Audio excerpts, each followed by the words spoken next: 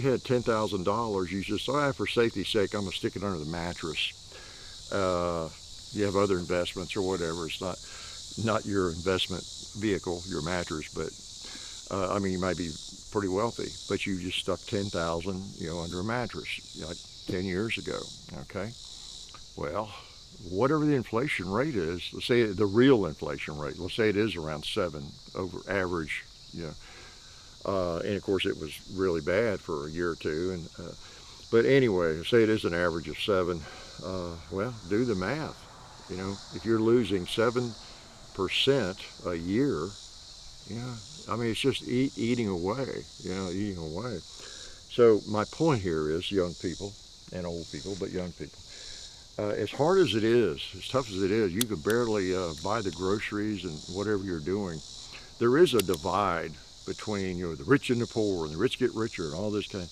Those are true. Those are true statements. You know why?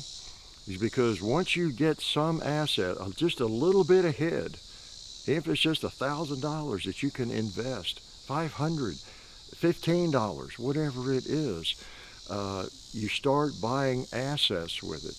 Maybe you can't afford a house or a down payment or anything yet. Open up again, I'm not a financial advisor, but you can open up an account, Fidelity or Schwab or somewhere, Robinhood, I don't use that one, but buy some safe stock. I don't know, whatever you think that is. Procter & Gamble, Johnson & Johnson, Microsoft, buy an index fund. If you can just afford 2 shares of it or something, then you actually own pieces of those companies.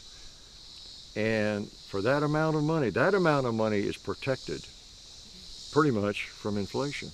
You're not speculating, you're putting it in, S&P 500, for example, 500 companies, or the total stock market index, which I use more than the S&P 500. You own a piece of every company, basically, a publicly traded company in the United States. All those people are going to work every day, trying to make a profit for you and me. Okay, and inflation. If things go up in price, those companies have to raise their prices. It's kind of a inflation protection. That's the thing. I mean, you could buy an ounce of gold too, or whatever. But you gotta have asset or real estate. But you gotta have assets. And until you can get to where you actually own something that's inflation protected, an asset of some kind, like real estate, precious metals, stocks, pieces of companies, and that kind of thing, then you will not get ahead.